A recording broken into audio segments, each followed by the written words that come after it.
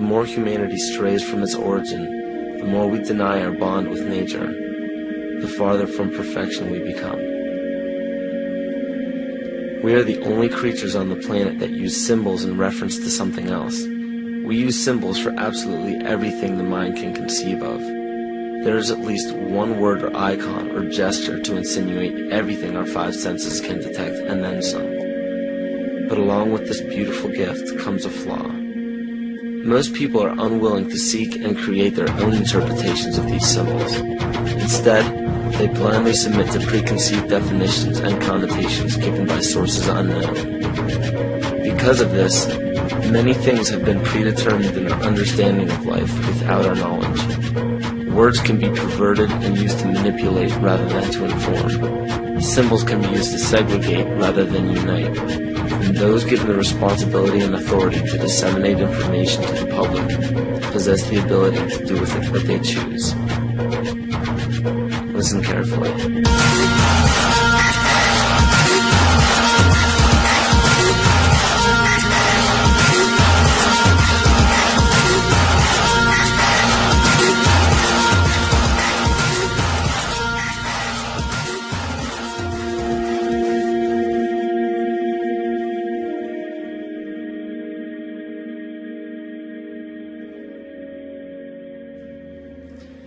Every 26,000 years, our solar system passes through the 12 zodiac signs.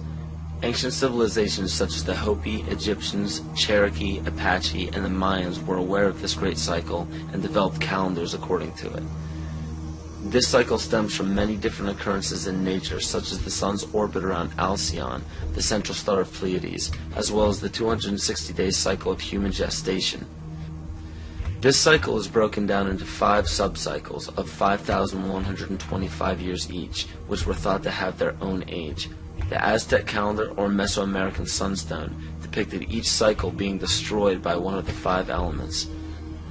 The cycle we are currently in is the age of the 5th sun, 3113 BC to 2012 AD. More precisely, this great cycle ends December 21st, 2012. Mayan cultures and civilizations were aware of this end date, and Nostradamus even prophesied about it. For Earth, which we are currently in now, is also known as the movement, shift, evolution, and consciousness. Living Maya timekeepers proclaim that the Earth has been through fire, earth, air, and water. The final element is ether, or center. The Hopi believe that the 4th world of destruction closes and the 5th world of peace begins on December 21st, 2012.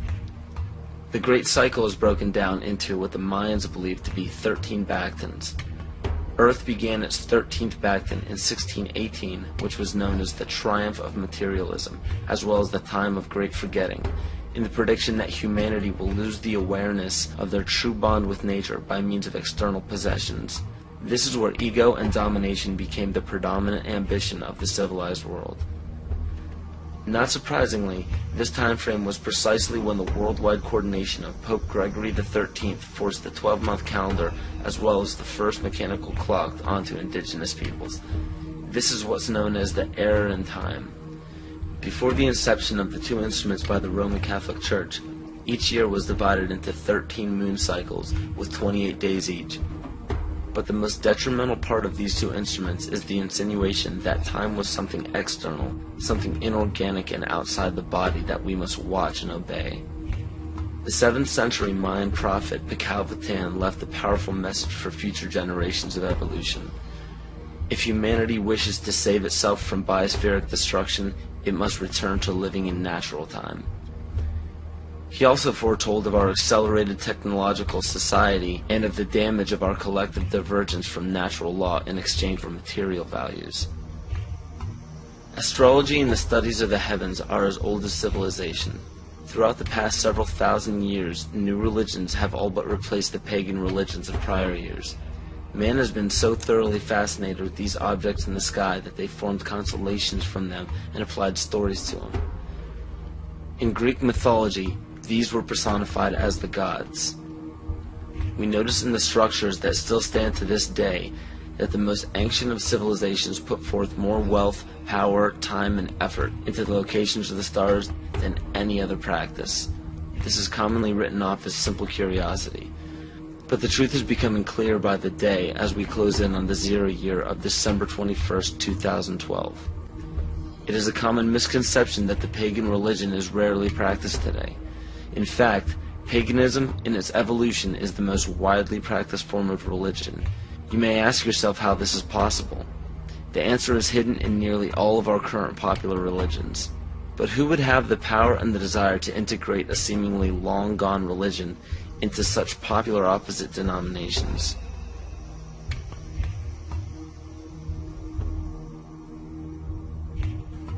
Dr. Adam Weishaupt was born on February 6, 1748 in Ingolstadt in a city in Bayern, or Bavaria, Germany. This interesting character was the son of a rabbi and converted to Catholicism after his father's death. After studying French philosophers such as Voltaire, he supposedly learned the teachings of Satanism in the French royal court. World-famous central banker Mayer Amschel Rothschild of the Rothschild dynasty chose Weishaupt to create the Coven of Golden Dawn, which to this day is Rothschild's private coven. Amschel Rothschild, for those who are unaware, instigated the American Revolution, America's supposed liberation from Britain. Rothschild instructed Weishaupt to create the Ancient Illuminated Seers of Bavaria. This is better known as the Order of the Illuminati. The name in Luciferian teachings means the bearer of the light, the illuminated, or the enlightened one. The Areopagite, or tribunal, was the inner circle of the Supreme Order, and were the only ones privy to secret meetings.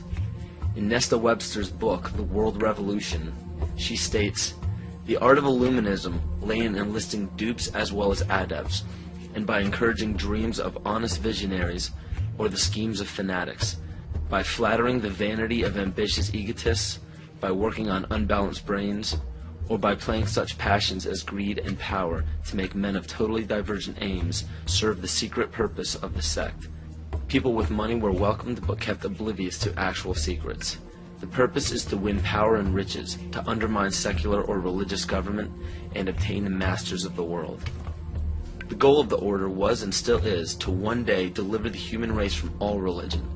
Progression through the political and religious hierarchy was obtained by blackmail in the form of bribing people in power with sex from local prostitutes. In the 16th and 17th century, high-ranking officials in political or religious organizations were liable to be sentenced to death for such acts. In 1780, Baron Franz Friedrich Knigge was recruited. He was the most instrumental person in the marriage of the Masons and the Illuminati. This allowed the Illuminati to expand rapidly with the use of Masonic lodges. On August 29, 1781, Congress of Wilhelmsbad declared the alliance official. Those in attendance were put under oath, never to reveal what took place in that meeting. Comte de Virieu, a Mason for Martinez de Lodge at Lyons, was questioned about the meeting upon his arrival home. He stated, "I can only tell you that all this is much more serious than you think. The conspiracy which is being woven is so well thought out that it will be, so to speak, impossible for the monarchy and the church to escape it." He later denounced the Illuminati. Sir John Dee. John Dee was a servant to Queen Elizabeth Tudor of the Tudor dynasty.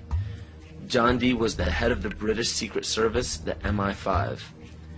He was also known for the practice of black magic and his affiliation with the occult. If this is your first time hearing about the occult, or are unaware of its dominance in the world to this day, pay close attention. Pagan symbols, gods, rituals, and doctrines are the basis for most every religion practiced throughout the world. The Christian or Catholic symbols of the cross derive from the solstice and the equinox division lines on a zodiac calendar. The word heaven is in reference to what pagan religions referred to as the heavens, or galactic bodies. And the crossing of the age of Pisces into Aquarius is actually in reference to constellations, which interestingly enough occur at the exact same time as the great cycle prophesied by the Maya, as well as many other cultures.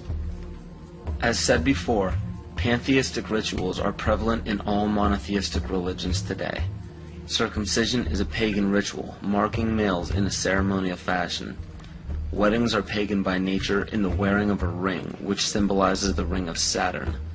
Funerals follow the same pagan-derived ritual when a sacred geometrical tomb is placed over a grave to embody and immortalize the spirit. Baptism is a ritual to submerge a child in holy water to symbolize the renewal of life, just as rain replenishes the earth. The Holy Grail filled with wine is a representation of the blood that comes from the birth canal during menstruation, not the blood of Christ. This ritual was taken over by the patriarchal society. Males could not give life as women do, so to symbolize a male giving life was to draw blood, which could only be done by injury. In ancient Egypt, the goddess Isis was the personification of wisdom. Pharaoh Akhenaten changed the worship to himself as he proclaimed himself Amun-Re, the sun god. The word Amen at the end of a prayer spawned from the praise given to Amun-Re.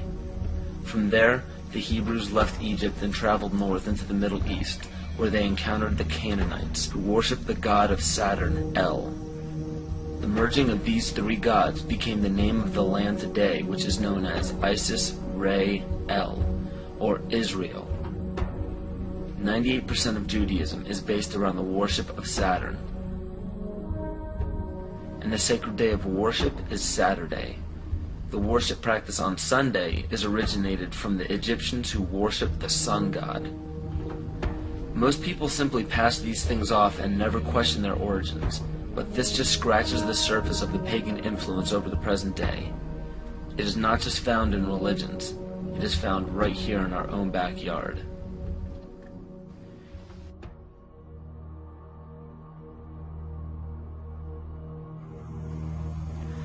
On January 22, 1783, Congress ratified a contract stating that all bills of credit emitted, monies borrowed, and debts contracted by or under the authority of Congress before the assembling of the United States in pursuance of the present Confederation shall be deemed and considered a charge against the United States for payment and satisfaction whereof the United States and the public faith are hereby solemnly pledged. The party that the U.S. owed these loans to? King George. I hope this paints a picture for you of how Great Britain funded both sides of the Revolution. To this day, Great Britain collects taxes from the United States via the IRS. The IRS isn't even an agency of the United States government. If you don't believe me, look up IRS publication 6209. The FCC, CIA, FBI, and NASA were never part of the United States government. The U.S. government only holds shares of the stock in various agencies. Social Security numbers are also issued by the UN through the IMF. The Civil War, which lasted from 1861 to 1865, was also instigated by Amschel Rothschild to divide the United States and force it into debt with a central bank. The goal was to put the country of the U.S. back into the hands of Britain through huge loans taken out for munitions. To do this, it was crucial to put a controversial issue in limbo such as slavery. Knowing full well that the Declaration of Independence would create an uproar among southern states that depended heavily upon slave labor, it was signed in Philadelphia, Pennsylvania by 35 people, 33 of whom were Freemasons. John Brown was a Mason and a Rosicrucian who was brought to power by William Lloyd Garrison and Senator Charles Sumner, both descendants of the Illuminati bloodline. With the help of the New York Times, John Brown was built up to be a hero in the anti-slavery movement. Ulysses S. Grant, former president, was born Hiram S. Grant. This name was given to him by his father, Master Mason Jesse Root Grant. Jesse Root Grant worked for John Brown's father and then went on to work for E.A. Collins, one of the 13 Illuminati bloodlines. Ulysses S. Grant was brought to power rapidly with help from Collins. From April 1861 to May 1864, Grant went from the rank of private to commander-in-chief of the entire Union Army. Once Grant was appointed president, his cabinet consisted of 8 Freemasons, including Alphonso Taft, which was William Taft's father, who was also an ancestor of Bill Clinton. Jonas Mills Bundy was one of the 13 Illuminati bloodlines, who was also the presidential advisor to Grant as well as the next 2 presidents. And cabinet member Columbus Delano was Franklin Delano Roosevelt's grandfather. In November 21, 1933, President Franklin Roosevelt wrote, "The real truth of the matter is, as you and I know, that a financial element in the large centers has owned the government ever since the days of Andrew Jackson.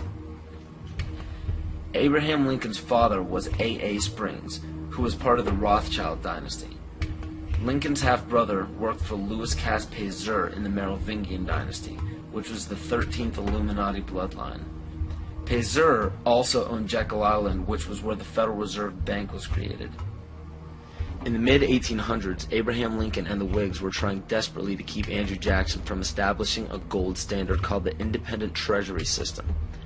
Lincoln and his party fought to set up a central bank, making such public speeches as, "Under a gold and silver standard, all will suffer more or less, and very many will lose everything that renders life desirable." This statement resounds elements of scare tactics in this speech and other speeches on the matter given by Abraham Lincoln. They give no real evidence or explanation. In the early 1900s, after a failed attempt for Woodrow Wilson to set up what was called the League of Nations following World War I, Wilson and his advisor, Colonel House, set up the Institute of International Affairs. This institute had two branches, one set up in England called the Royal Institute of International Affairs, and the Council on Foreign Relations was incorporated as the American branch in New York on July 29, 1921. Founding members include Colonel House, J.P. Morgan, John D. Rockefeller, and a few others. A national income tax was declared unconstitutional in 1895 by the Supreme Court, but a constitutional amendment was proposed in Congress by Senator Nelson Aldrich. This makes much more sense when you notice that Nelson Aldrich was also known as being the authentic voice of J.P. Morgan, and later married into the Rockefeller family. Today, 27 to 35% of American workers' pay is taxed, and this money goes to a central bank called the Federal Reserve, or the Fed. For those of you who are unaware of the Federal Reserve Bank and what it is capable of, it is a non-government-owned bank that provides the U.S. with all of its currency. They control the inflation rate by the amount of money in circulation. Yet the most amazing aspect of the central bank is the suspension of specie payments, in which the Fed can refuse to pay their obligations, yet taxpayers must pay their debts or go bankrupt. In other words, the suspension of specie payments is the central bank's right to breach a contract with no penalty whatsoever. In even simpler terms, it's called theft. How is it that the Fed is allowed to breach any contract they wish without penalty from the government? The answer is simple. The Federal Reserve Bank has power over the government instead of under it. Carroll Quigley, Bill Clinton's mentor while at Georgetown University, wrote of central banks, "They want nothing less than to create a world system of financial control in private hands, able to dominate the political system of each country and the economy of the world as a whole. Controlled in a feudalist fashion by the central banks of the world acting in concert, by secret agreements arrived at in frequent private meetings and conferences." It is important to note that nearly all of the founders of the Federal Reserve Bank were involved in the conception of the Council on Foreign Relations. Since 1934, when the Fed was established, almost every United States Secretary of State, all Secretaries of War or Defense since Henry L. Stimson, almost every head of CIA since Allen Dulles, nearly all presidential candidates, Dwight D. Eisenhower, JFK, Richard Nixon, and Bill Clinton were members of the CFR. George Bush Sr. was actually the CFR director from 1977 to 1979. Understand that all of these high-ranking government positions were lobbied into place by the organizations set up by the international banking cartel. There are secret meetings held everywhere by many of the same members in the Trilateral Commission, the Bilderberg Group, the Club of Rome, the United Nations, and the two branches of the Institute of International Affairs. These groups make up what is known as the Round Table, developed by Cecil Rhodes. Other offshoots or preliminary groups are the Bohemian Group and Yale University's Skull and Bones organization, which we all know George W. Bush, George Bush Sr., and John Kerry were all a part of. Most every meeting by these groups are attended by the most powerful government officials, corporate leaders, media moguls, and royal families in the world. These meetings are held in secret and not a word of them reaches the mainstream media.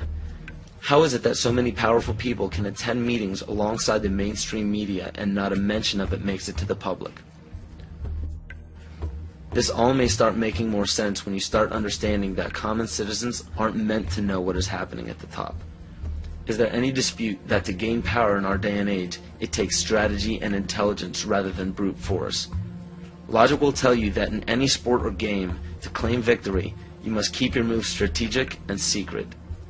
Why would it be any different in global politics?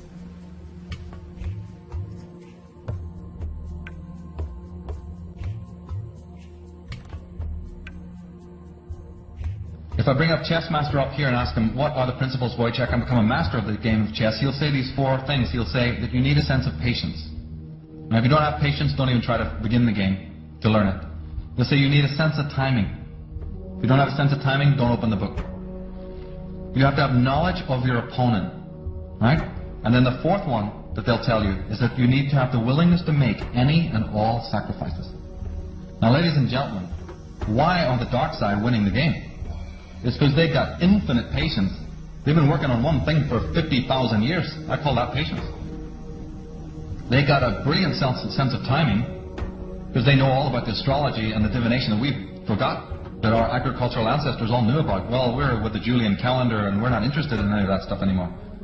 We're slaves of the watch, but we don't know about the higher time to rule our own lives by. They have amazing knowledge of you. Right? They have intense knowledge of us, their enemies. And the fourth one is the clincher, isn't it? Because they're willing to make any and all sacrifices when and wherever they need to do it. But Ada, that would break our treaty. You're a good guy. Why, you hate war. You wouldn't go back on your word. Are you kidding?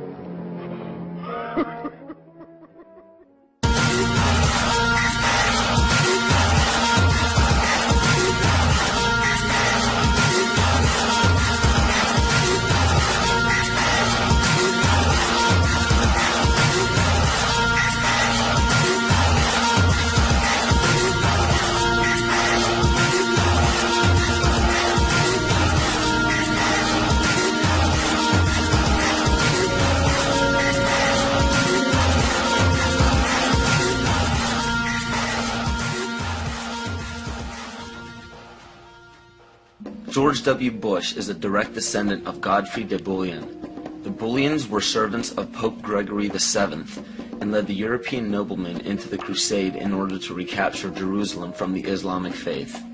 He became the first king of Jerusalem and Duke of Lower Lorraine, which was known as a major region for the bloodline linked to the Illuminati. Bush is closely related to every European monarch. He is the 13th cousin of Queen Elizabeth and Prince Charles. He also has kinship with every member of the British royal family, the House of Windsor. The House of Windsor is known for abandoning their German names after World War I due to criticism of the people. A lesser-known fact about the House of Windsor, however, is the heavy funding contribution to bring Adolf Hitler to power in the rise of World War II. The swastika is actually a symbol of the sun, referencing to the sun order of the occult. The word Nazi is actually Nazi, one of the Anunnaki children of Mother Goddess Ninharsag in the Sumerian texts. And even the word Holocaust is actually Yiddish for burn, sacrifice, offering. Heinrich Himmler was the commander of the SS and one of the most powerful men in Nazi Germany. Himmler was a seventh-ray occultist and was very influenced by the book Astara by George Luns, who was an Austrian mystic. This occult book mapped out the plan for a cleansing of ethnicities and bringing about one race, and to revive the ancient tradition of the Knights Templar of the Middle Ages. The Knights Templar were a group largely killed off by the French monarchy. The remaining Templar created many Masonic orders and secret societies throughout Europe, from which the Illuminati is believed to have originated. It's important to note as well that the Bush family's ancestor, Godfrey de Bouillon, was a Holy Templar himself. To this day, every single United States president, with no exception, has a direct bloodline relation to British monarchs. And on December 20th, 1993, George Herbert Walker Bush was knighted by the Queen of England as a Knight Grand Cross of the Most Honorable Order of the Bath for his leadership in the Gulf War. Does it strike you as odd that our president, our leader, kneeled before the Queen of England in a ceremony that symbolizes allegiance? So what does this all mean? It simply means that throughout every major civilization, political power has remained in a select few bloodlines, and it is desperately held in the same manner today. It is openly admitted to the public that major leaders worldwide are part of secret fraternal orders or secret meetings. But what is not disclosed to the public is the purpose of these meetings. So let me spell this out for you. The major leaders from around the world are part of a united effort to remain in power forever. To do so, the people are lured into the trap of perpetual debt, making it impossible to be repaid by the people. So in turn, all property and assets will be repossessed by the debtor. For those of you who are unaware what it means when a government owns everything of yours, it's called socialism. All of this is part of an ultimate goal of the mystery religions.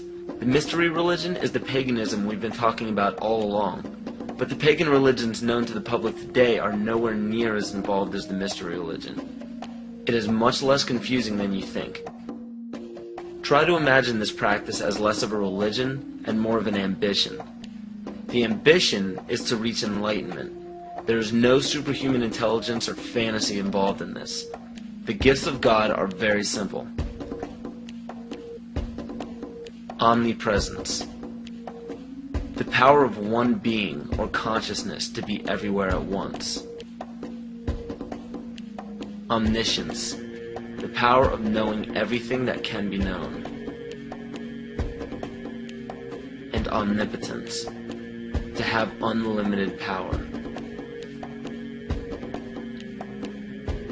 We see all of this today. It cannot be denied.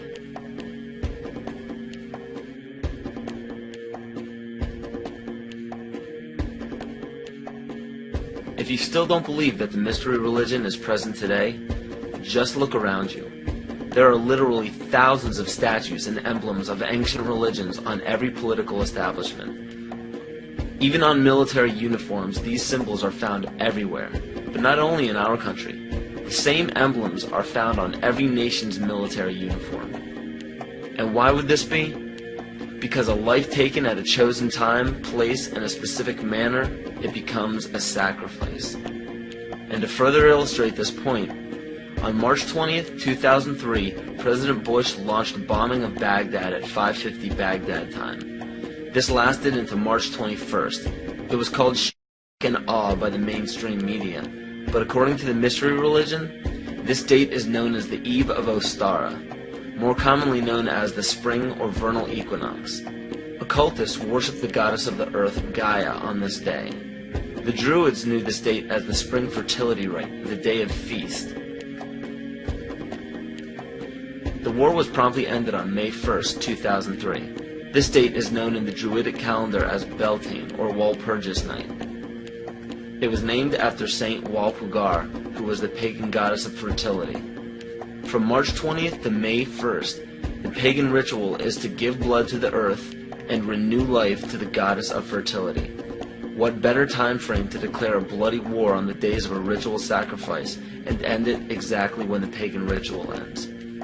The parallels are uncanny. These are all facts written in many different sources around the world and are available to anyone to discover.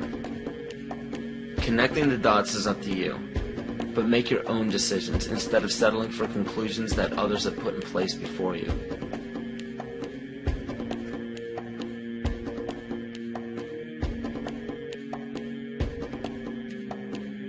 The right answers are what you decide are the right answers. Maybe everything I'm telling you is wrong. I mean, I can tell you what I think happens to be more or less right, but there isn't any reason why you should pay any attention to it.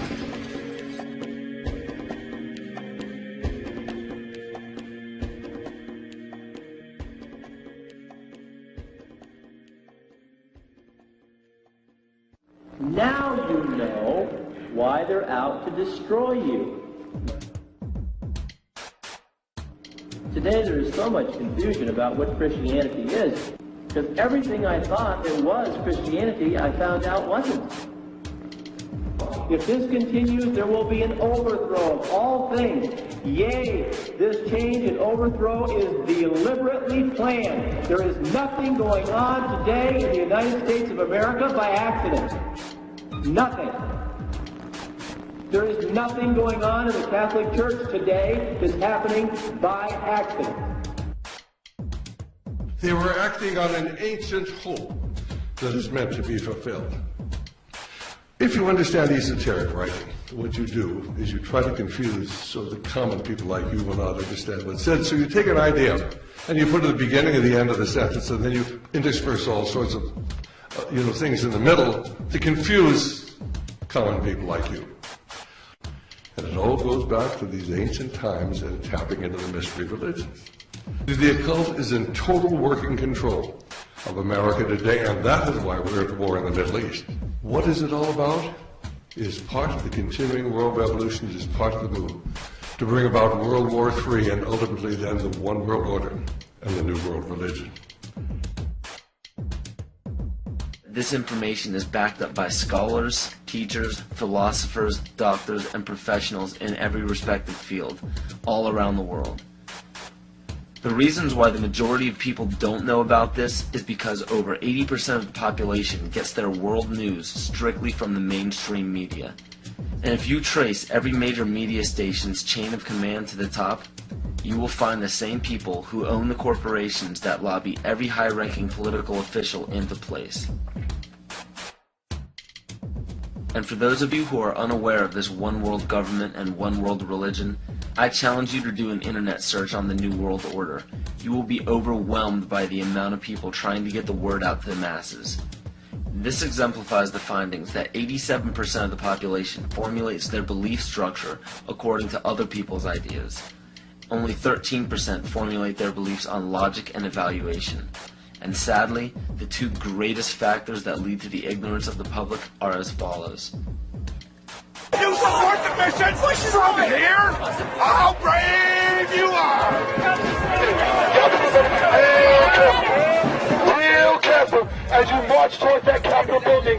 Be real careful, or who you think is in there waiting to help you. Be real careful.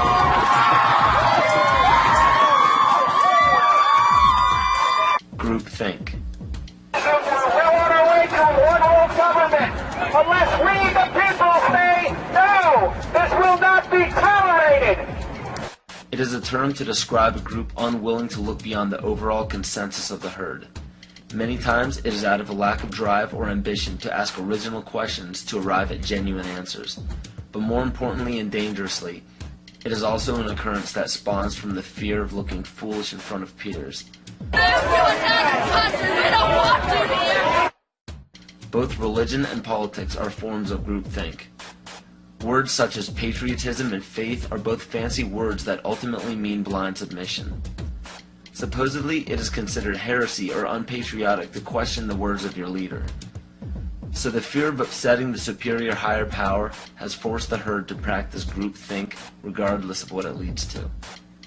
And one of the greatest examples of groupthink is the stigma given to conspiracy theories. The phrase conspiracy theory gives a distinct impression to the average person. The JFK assassination, Area 51, Roswell, government cover-ups, strange disappearances. These subjects probably sound a bit too fantasy for the average person, and it's quite understandable. They're supposed to sound made up. Throughout the mistranslation of time and embellishment of these stories, facts were added or omitted. Some may be true and some may be false, but one thing is for sure. If a global secret needed to remain hidden yet began emerging among the public, the best cover-up is to embellish or alter the story until it sounds ludicrous. So what happens when the secret involves the government and the government has intimate ties to the mainstream media? And the mainstream media, as said before, has been proven to sway at least 80% of the public's opinion. The logic is undeniable. Media in every form is put in place to make people feel stupid for even keeping an open mind towards conspiracy theories. Movies, books, fairy tales, and folklore are all tools to make the average person feel insane for supporting or believing in a conspiracy. And why shouldn't they? Our leaders have no problems telling us not to investigate or believe in these theories. Let us never tolerate outrageous conspiracy theories concerning the attacks of September the 11th. Malicious lies that attempt to shift the blame away from the terrorists themselves.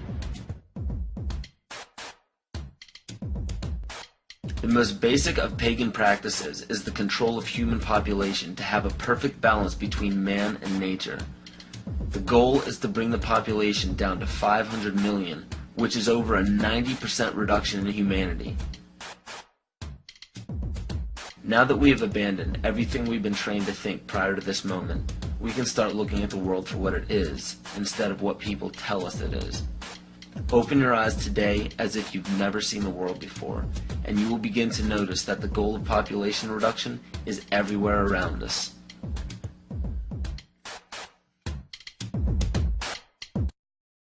Let me assure you that absolutely nothing that I'm going to tell you is exaggerated, is interpolated, or is imagined. Everything I'm going to tell you is documented.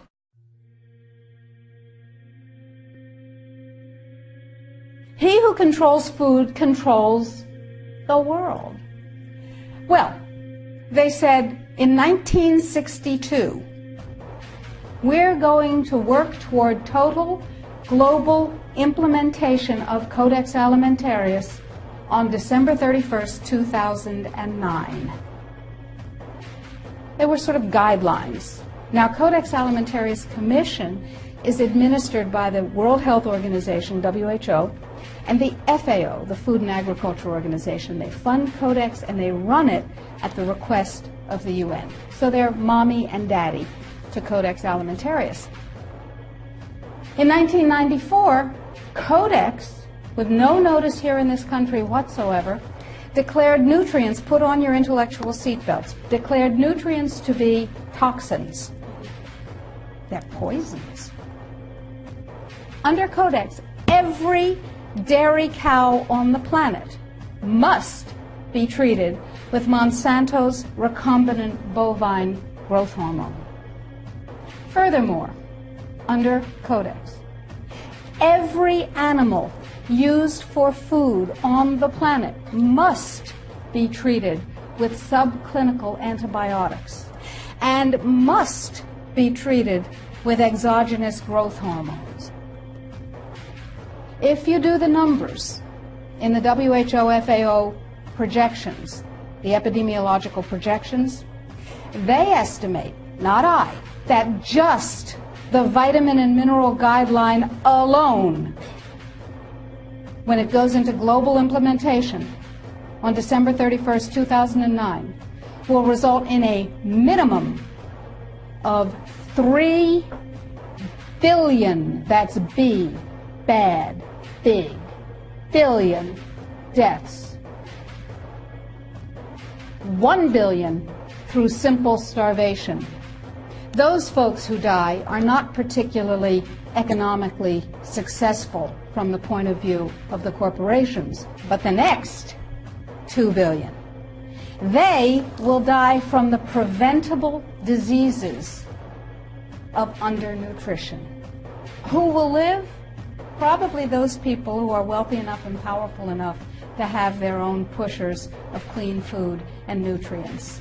So we need your help, because the United States leadership is what's going to literally save the population of the planet. The UN has put out dozens of public documents where they're calling for an 80% world population reduction. In fact, at the Beijing Women's Conference, the World Conference, back in 1997, the head of the UN Food Program said, "We will use food as a weapon against the people."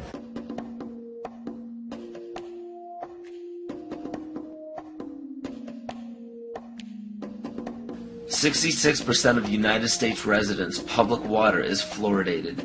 It is known to have tremendous effects on bone cancer, joint problems, bone weakness, lowered estrogen and testosterone levels, and dental fluorosis, which is yellowing of the teeth and pitting in the enamel. Wouldn't it make more sense to enhance public water with vitamins which are meant to be ingested to promote overall health, rather than putting such a toxic chemical in our water with a bogus explanation that it will improve our dental health? We now know that fluoride causes more dental problems than it solves. Something doesn't seem right about this. Do you honestly believe that these companies care deeply enough for the people to spend large amounts of their own money to fluoridate public water when the people already purchase their own toothpaste? But there's a difference between toothpaste and drinking water. We don't ingest toothpaste. If you go to any hardware store and look at any rat poison product, you will only find one ingredient: sodium fluoride. It is the most toxic ionic molecule outside of potassium dichromate. Now Dannon, along with other companies, have begun fluoridating bottled water. It is becoming increasingly difficult to get away from. And the fact that fluoride is also used in many prescription antidepressants shows that it eliminates aggression and motivation in people. Fluoride, to my knowledge as a physician, has absolutely no biological benefit whatsoever. But one of the significant things is that the Russians carried out all sorts of experiments on the people living in the Gulag. One of them, of course, was to fluoridate the water. Why? You fluoridate the water, why people are not as aggressive as they ordinarily would be. In fact, what is the active ingredient in Prozac that is so widely distributed in America today? Why, it's a fluoride compound. And now we are finding that public water nationwide is showing up with arsenic, lead, cadmium, and thermonium, which is a radioactive form of lead. Cancer, lowered sex drive, birth defects, sedation, and brain defects. Does this not sound like a wonder drug for anyone aiming to control a population? It's quite astonishing, Paul, the degree to which environmentalists have not been educated about fluoride. You know, people have an unconscious trust in their doctor or their dentist, and if you can persuade doctors and dentists that fluoride is safe and good, then you're able to reach the rest of the nation. People believe their doctors and dentists, and that was a way of promoting fluoride for Bernays. Fluoride was killing their cattle, destroying their crops. Fluoride given to rats had produced bone cancer and liver cancer, and that those results had been doctored to make it look as though fluoride hadn't caused as much cancer. The pattern that we saw, it typically is what we see with other neurotoxic agents that are well known to cause a hypoactivity or a memory problem or an IQ problem. When I first presented the results of these studies, one of the individuals sitting and listening to the results, he says, "Do you have any idea what you're saying?" And he says, "You're telling us that we're reducing the IQ of children." And basically I said, yes.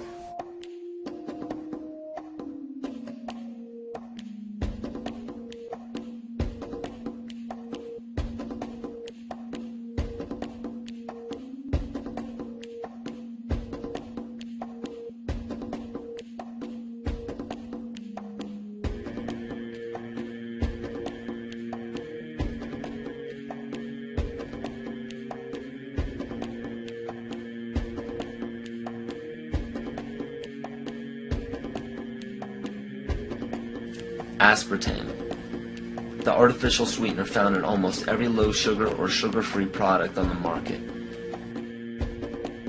First of all, aspartame is made up of three things: methanol, which of course is what produces blindness, aspartic acid, and phenylalanine. These are all poisons. Aspartic acid, of course, produces brain lesions.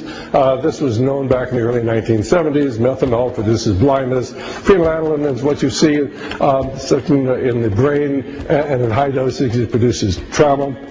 We're not making this all up. The FDA did publish back in, I think it was in the 80s, they did publish the 92 potential side effects of aspartame. And they do, these side effects are quite, are extremely serious. Things like dizziness, problems with balance, abdominal pain and cramps, changes in vision, seizures and convulsions, etc., etc. So the nervous system seems to be one of the areas that's most affected. So we see people have difficulty thinking. They feel like they're walking around in a cloud or a fog. Yet despite all of these harmful effects, Donald Rumsfeld pushed it out into the stores in over 5,000 products when he was CEO of Searly, the company that manufactured aspartame.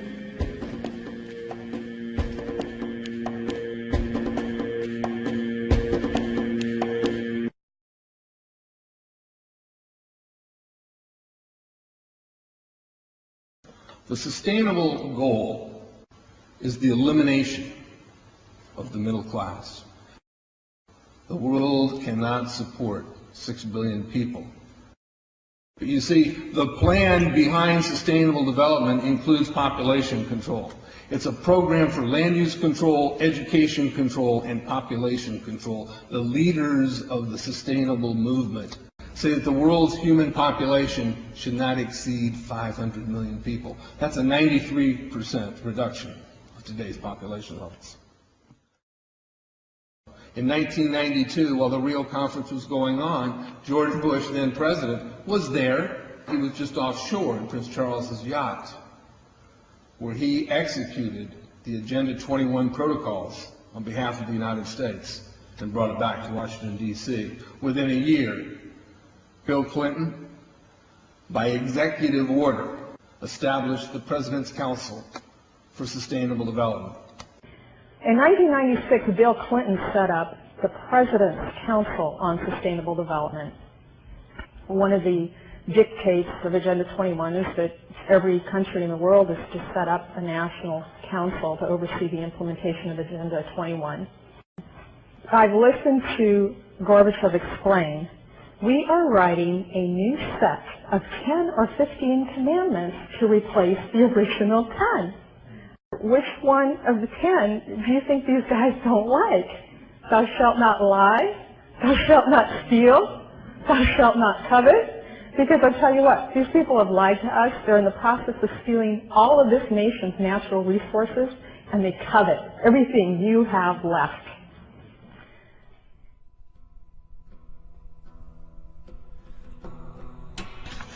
To explain the map, the red are areas that are to be off limits to human beings. If you live there, you won't. The yellow areas are the areas for major control of all human activity. If you live there, you won't. The black dots are the smart growth zones. That's where human beings are to be stacked and packed in small living units along rail tracks. Smart growth program ultimately has jobs assigned and children cared for by the state.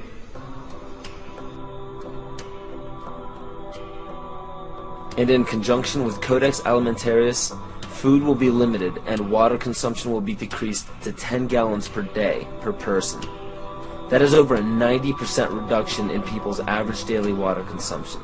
And along with shortages of food and water, the food we will be provided with will be genetically manipulated and nutrient deficient. Genetic manipulation of food causes complications in metabolizing and utilizing food for energy.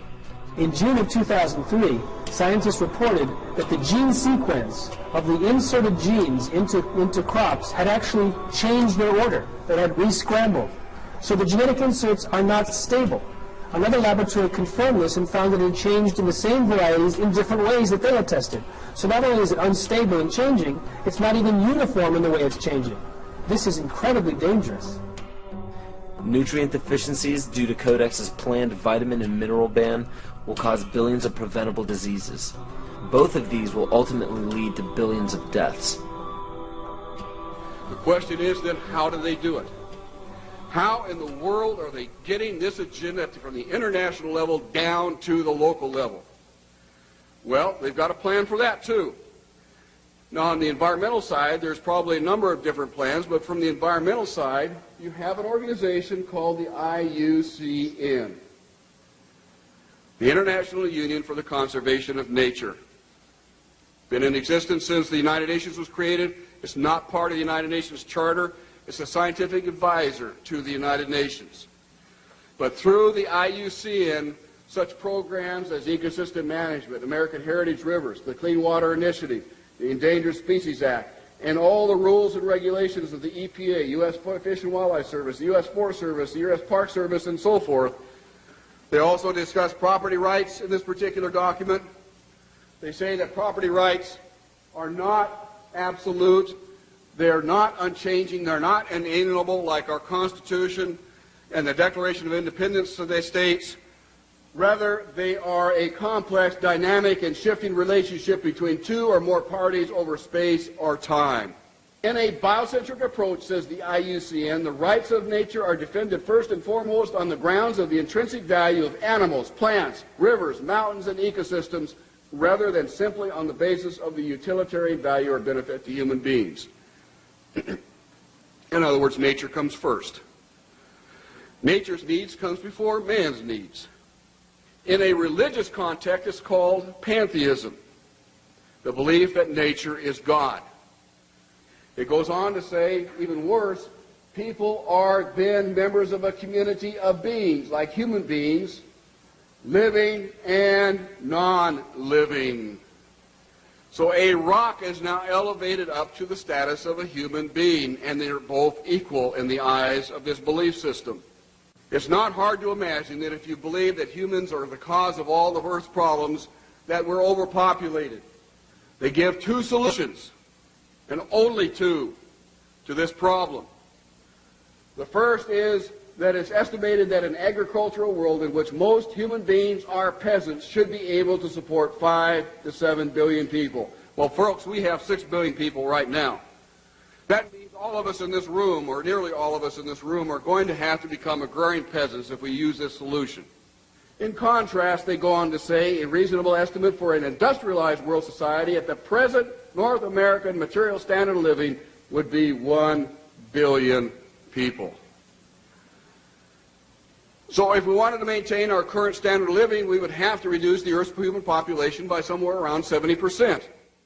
In 1970, just 3 years after the publication of the Iron Mountain Report, which calls for, if we're going to create a world government, we can no longer use war as a mechanism to cause fear amongst populations and therefore allow us to control the behavior of populations through fear. And they settled on, in 1967, in their publication called the Iron Mountain Report, the environmental holocaust.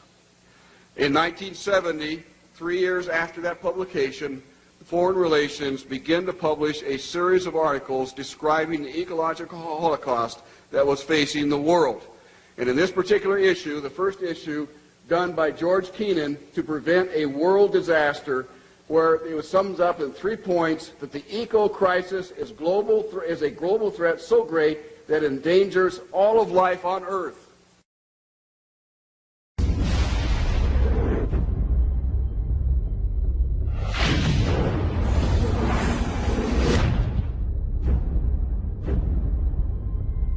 If you look at the 10 hottest years ever measured, they've all occurred in the last 14 years, and the hottest of all was 2005.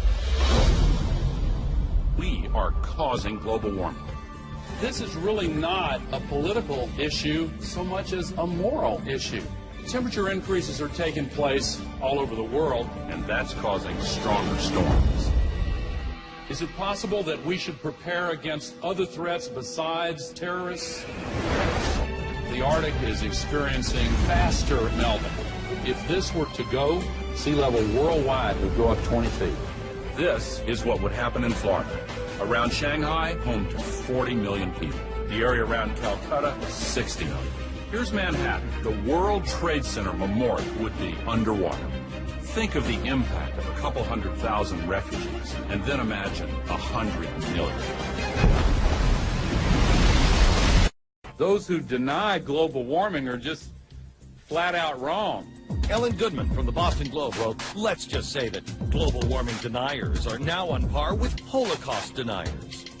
Scientists silenced for questioning the threat of global warming.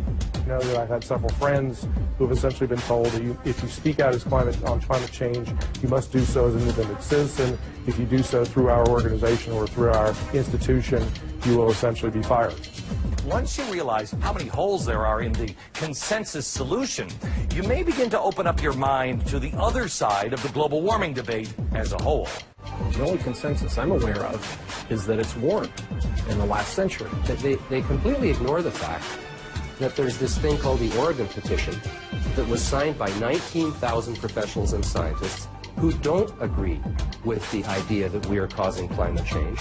I can't tell you how many calls I've received from parents saying their kids are now being shown an inconvenient truth completely unchallenged, not just in science class, but in art and math classes.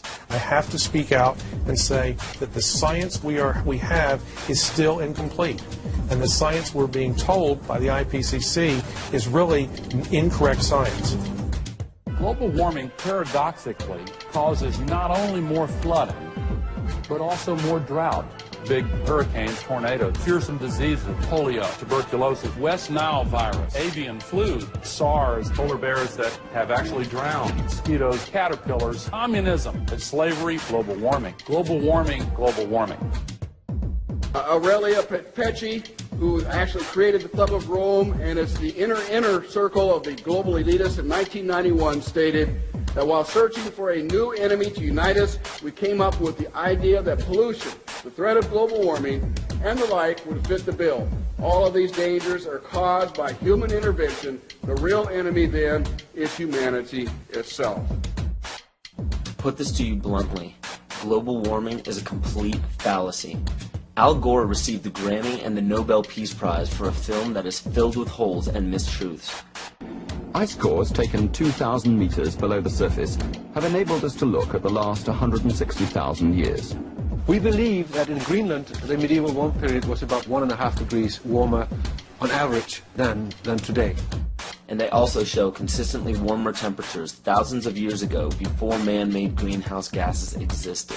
Approach our time, we can see that in the period between 4,000 years ago and back to the period 2,000 years ago, which is actually the Roman age, the temperatures have been decreasing in Greenland by 2.5 degrees. Al Gore is made out to be a revolutionary figure attempting to save the planet, which is quite true. He just doesn't mention the fact that saving the Earth doesn't involve you. According to his agenda, it will result in massive land repossession and extreme limitations on food and water and fossil fuels for the public. And please note that Al Gore is a sustainable developer. The global warming lie is very popular today because it receives major media coverage and has an attractively titled goal of saving the planet. But how does this tie in with Agenda 21? The result of the 1992 Earth Summit Conference in Rio de Janeiro was the Kyoto Treaty. The Kyoto Treaty states that every country must drastically reduce the use of fossil fuels by mandate of the United Nations. Concentrations of greenhouse gases in the atmosphere are at their highest levels in more than 200,000 years. If the trend does not change, scientists expect the seas to rise 2 feet or more over the next century. Island chains such as the Maldives will disappear from the map unless we reverse the predictions. Thank you very much.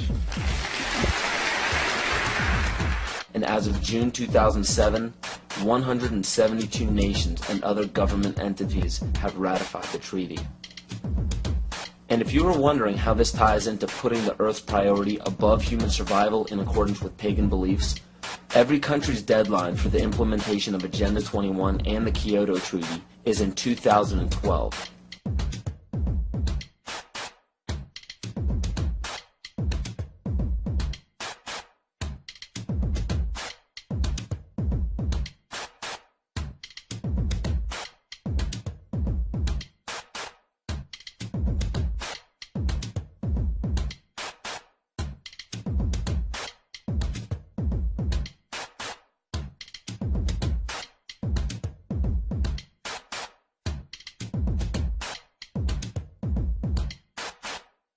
And if this wasn't enough, when the Pentagon was damaged in 9/11, they set a goal to have a completely new and improved Pentagon in December of 2012.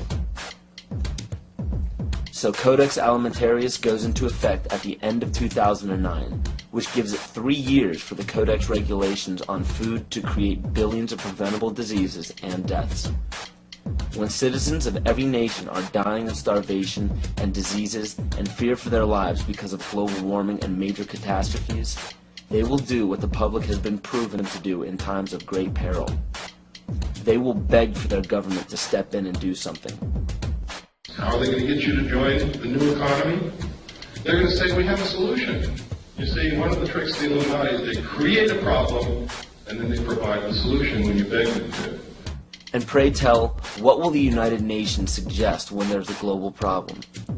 They will demand a global government, a new world order, exactly as the Maya, Hopi, Kali Yuga, and many other pagan civilizations prophesied.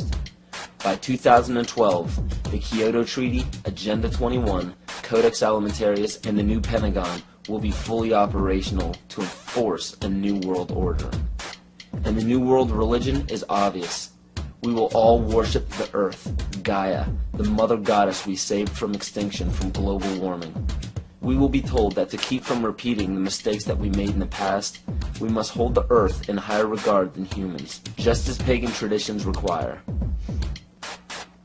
This is too obvious to ignore. It is right in front of our faces, and yet we still refuse to see it. I guarantee you that by 2012 there will be a World War III, but it will not be between nations. It will be us and them. They know this. Why do you think the UN is consistently trying to disarm the public and the nations? They don't want us to be capable of fighting back. The proof of this is in the film released by the UN called Armed to the Teeth, where it demonizes gun ownership. It is also shown in the Freedom from War policy put in place by JFK in 1961. President John Kennedy went to the United Nations September 1961, and he presented the United States program for general and complete disarmament in a peaceful world during a speech, and he said, this is the official program of the United States of America. It's a disarmament program. It calls for the United States to turn over its military to the United Nations. Now, let that sit for a second. It calls for the United States to turn over its military to the United Nations. The program ends by saying progressive controlled disarmament would proceed to a point where no state would have the military power to challenge the progressively strengthened UN peace force. The UN would have all military power. This policy outlines some pretty scary scenarios when you understand what it reads.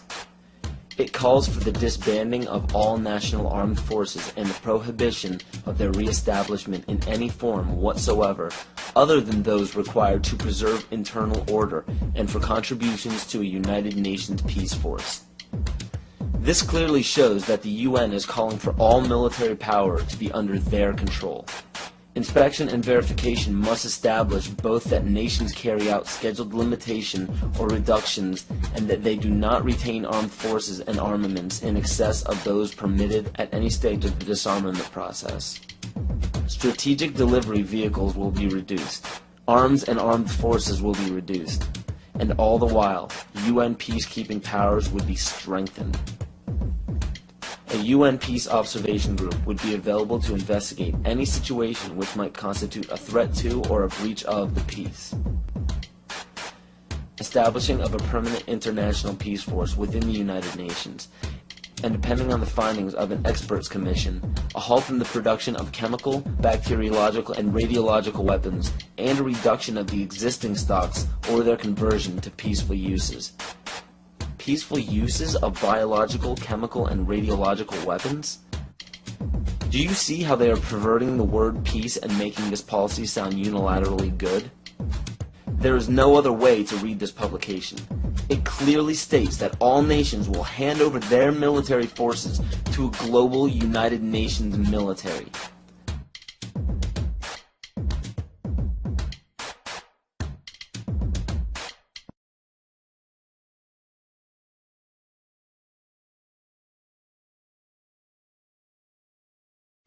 The U.S. population is currently around 300 million. The national debt is currently around 10 trillion. So the current debt, when divvied among the American people, comes out to approximately $33,000 and has been growing at a national rate of $1.46 billion a day since 2006. Now with electronic banking, wire transfers, and credit cards, people have less physical custody of their money. As of right now, the amount of money in circulation is not able to cover the national debt. This was carefully planned since the inception of the Federal Reserve Bank. And the next planned step by the elite is already in play. George Bush signed a bill implementing the North American Union. President Bush signed a formal agreement that will end the United States as we know it. and he took the step without approval from either the U.S. Congress or the people of the United States. I think one thing people who are dollar-based need to focus on is the Amero. That's the one thing that nobody's talking about, but I think is going to have a big impact on everybody's life in Canada, the U.S., and Mexico. The Amero is the proposed new currency for the North American community, which is being developed right now between Canada, the U.S., and Mexico to make a borderless community, much like the EU, and the dollar, Canadian dollar, U.S. dollar, and the Mexican peso replaced by the Amero. You see, the domination of government by business is called fascism. And I'm kind of wondering how many people know what NAFTA is, the North American Free Trade Agreement, because under Chapter 11 of the NAFTA agreement, NAFTA tribunals trump all U.S. law if it conflicts with either A, World Bank's International Center for the Settlement of Investment Disputes, or B, UN Commission for International Trade Law. Now, that sounds scary enough, but when you understand what that reads, it also gives the power to violate the First and Second Amendment, which is saying, you know, bye-bye to the Constitution. This will weaken national sovereignty and bankrupt the dollar we use now. After this happens, the Fed will call in all debts. When the debts cannot be repaid by the people, assets will be seized. And by this, I mean absolutely everything you own, including your property, your home, your vehicle, your furniture, and the clothes on your back. This plan is already in progress. And when it takes place, you will literally be owned by the Federal Reserve Bank. This is how Agenda 21 will be implemented. The seized land will be given back to nature, and the people will be placed in smart growth megacities.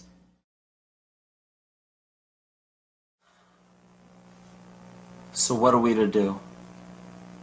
There is an overabundance of information out there for anyone to see pertaining to why this situation seems so hopeless and out of our control. But in all honesty, there is even more information out there about how to protect ourselves. The only problem we face is that most people don't know how to apply this information to their own lives, and rarely anybody takes the time to spell it out for us. There are many great teachers out there. Teachers who have dedicated their lives to protecting the people who need protecting the most. The teacher has the most difficult role in our society because nobody likes attaining true knowledge. True knowledge encompasses all aspects of existence, good and bad. Most others do not. Hearing true knowledge upsets people because it implies that we were wrong at one point in our lives. And another character flaw is our desire to apply absolute truths to unstable foundations in our life. When we do so, we build a structure that we hope will define us best when we're reaching the end of our life on earth. So everything we think we are, everything we tell others we are, everything we base our life-changing decisions off of, is all depending on a foundation that could crumble at any moment. And because we've been told our entire lives that there are certain guidelines and mores we must follow to be a decent human being, we deny everything that may pose a threat to our unstable foundation. This is why we despise true teachers. We lump these teachers into the same category as terrorists, and the method for spotting these teachers and terrorists are just as flimsy and ridiculous as the methods used to spot witches. We have found the witch, may we burn her? How do you know she is a witch? She looks like one. Bring her forward. I'm not a witch, I'm not a witch. But you are dressed as one. They dressed me up like this. And this isn't my nose, it's a false one. Well? Well, we did do the nose. The nose? And the hat. But she's a witch. Did you dress her up like this? No! No! Yes. Yeah, a bit. She has got a wart. What makes you think she's a witch? Oh, she turned me into a newt. A newt? I got better. Burn her anyway! William Cooper, a loving father and husband, friend of many, simply a teacher trying to better humanity and protect fellow citizens across the globe. They became a mystery to the others. And the priesthood was born. No king ever existed without the permission of the priesthood. The kings never had the power and don't to this day. Kings exist at the whim of the real power, which is the priesthood standing behind the throne. It is a method of encoding information through a system of mathematics and numbers. It is some of the most ancient knowledge that man has ever possessed and has been kept secret and given only to those who have proven themselves worthy through the process of initiation. There's a method to their madness. There's really not much method to yours, because you're operating from a place of ignorance, and until you change that, you're going to be bumbling around, bumping into each other, saying and doing the wrong things, not understanding the nature of your enemy. And if you don't understand the nature of your enemy and the weapons they use, you cannot fight that enemy. You can't fight the battle. You shouldn't even be on the battlefield. Supposedly, a CNN reporter found Osama bin Laden, took a television camera crew with him, went into Osama bin Laden's hideout, interviewed him and his top leadership, and he came out and told everybody, within 3 weeks, Osama bin Laden is going to attack the United States and Israel. Now, don't you think that's kind of strange, folks?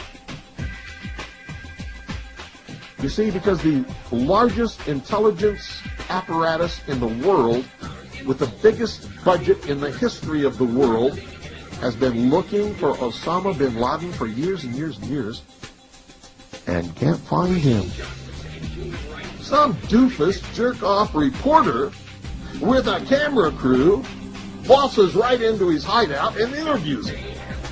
And I'm telling you, be prepared for a major attack. But it won't be Osama bin Laden. It will be those behind the New World Order. I wonder what Osama bin Laden's targets are supposed to be. And if they don't, if this doesn't materialize in the next 2 or 3 weeks, it will eventually materialize, because they haven't succeeded in getting the guns out of the hands of the American people, nor have they succeeded in taking our freedoms away. And so I can tell you with a certainty, they must do something terrible in order to stop this backlash and regain the sympathy of the mass herds of sheeple out there. This is how it feels to be alive. This is how What is our common bond truly? Freedom. Freedom. Without freedom, you can't be a Christian no matter what denomination you belong to. You can't be a Buddhist. You can't own a donut shop.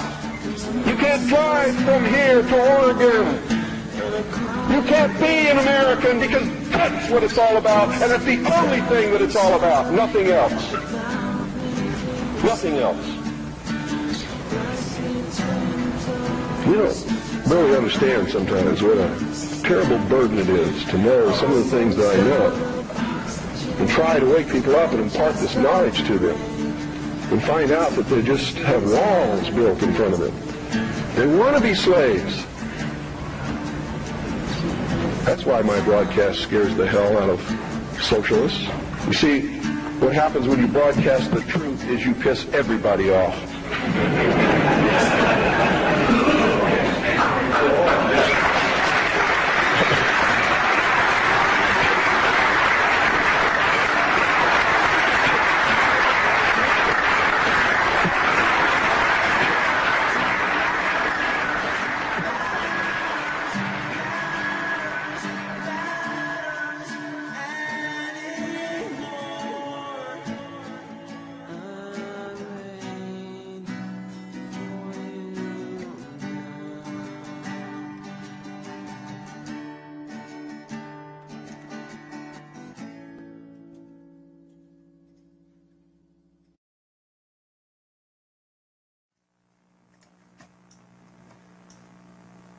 I maintain that the only true salvation from any oppression or enslavement is self-empowerment, knowledge, consciousness.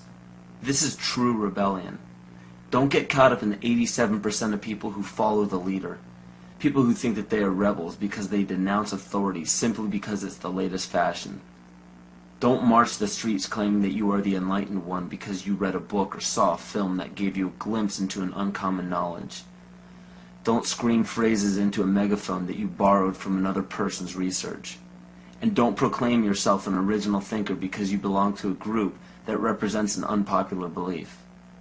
Those are all examples of the other side of the coin of groupthink, leading a false rebellion.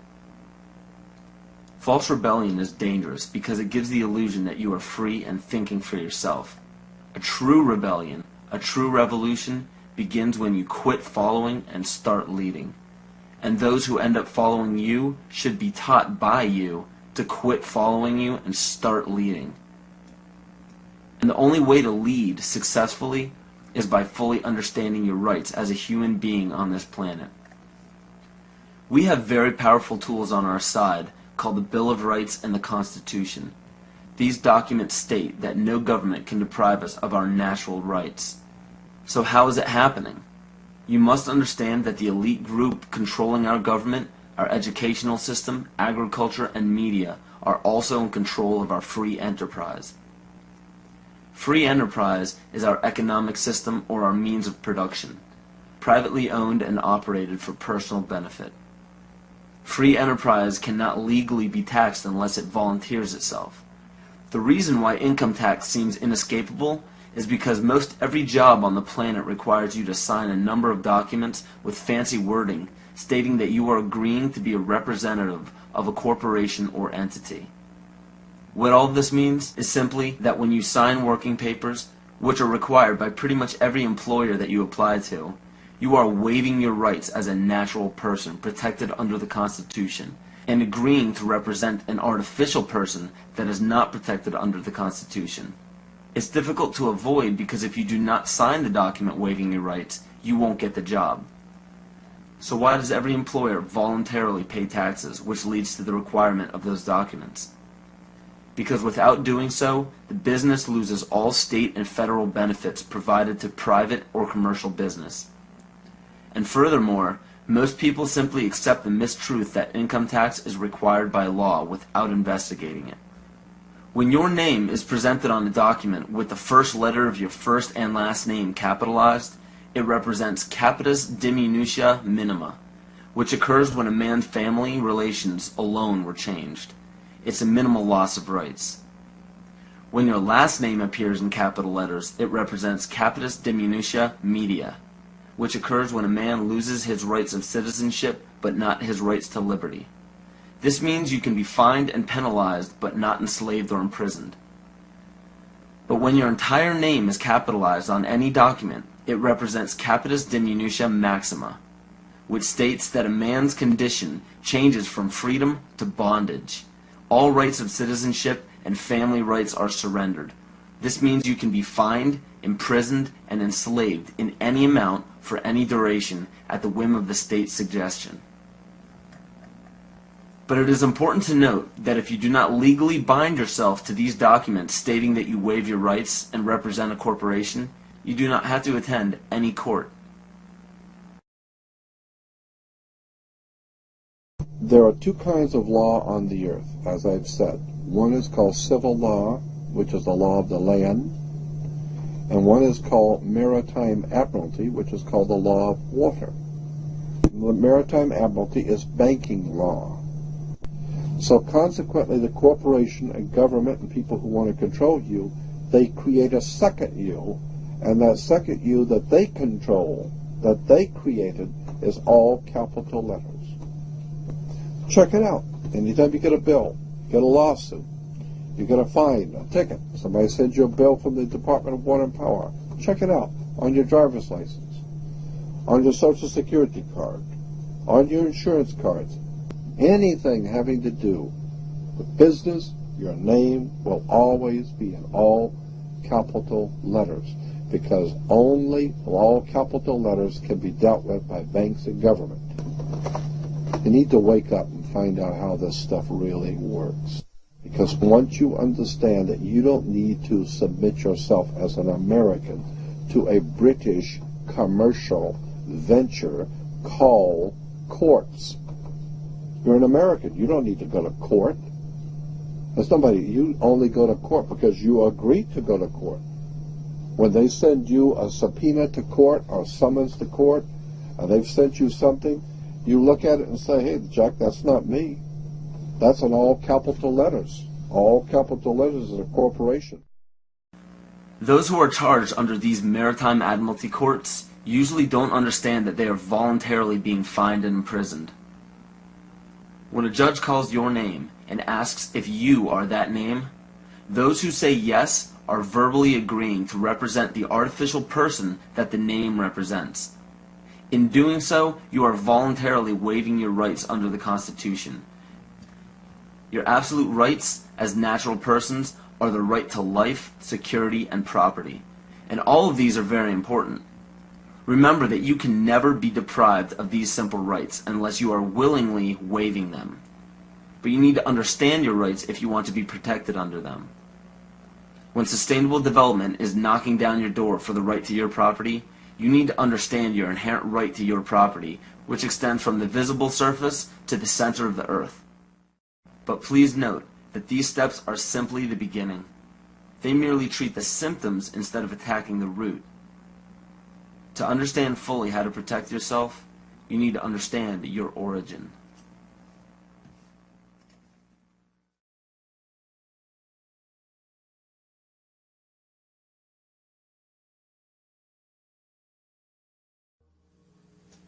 The true history of this planet has been stifled from the top down. Since the inception of monotheism and the ridicule as well as outlaw in specific cultures of all pagan religions and practices, a lie has been forced upon all civilizations. You have to wonder why powerful empires were threatened enough by paganism to make the practice of such religions punishable by death. This threat didn't end during the Roman Empire. Take a look at how the founders of America, by mandate of Great Britain, wiped out Native American tribes indiscriminately. Great Britain has also shown some of the most brutal forms of genocide in Africa, India, New Zealand, New Guinea, and many other locations in which pagan tribes still existed. East Timor suffered from one of the most brutal genocides in all of history and was fueled by the United Nations and the United States funding during the Carter administration. Ford and Kissinger visited Jakarta, I think it was December 5th. We know that they had requested that Indonesia delay the invasion until after they left because it would be too embarrassing. And within hours, I think, after they left, the invasion took place on December 7th. What happened on December 7th in 1975 is just one of the great evil deeds of history. Early in the morning, bombs began dropping on Dili. The number of troops that invaded Dili that day almost outnumbered the entire population of the town. And for 2 or 3 weeks, they just killed people.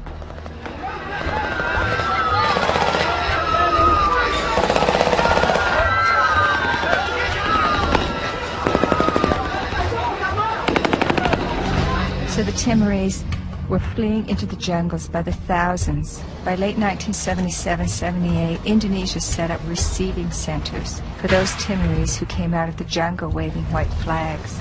Those the Indonesians thought were more educated or who were suspected of belonging to Frelimo or other opposition parties were immediately killed. They took women aside and flew them off to Dili in helicopters for use by the Indonesian soldiers. They killed children and babies. But in those days, their main strategy and their main weapon was starvation. By 1978, it was approaching really genocidal levels. The church and other sources estimated about 200,000 people killed.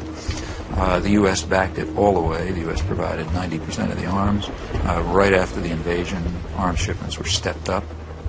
When the Indonesians actually began to run out of arms in 1978, the Carter administration moved in and increased arms sales, and other Western countries did the same. Canada, England, Holland, and everybody who could make a buck was in there trying to make sure they could kill more Timorese.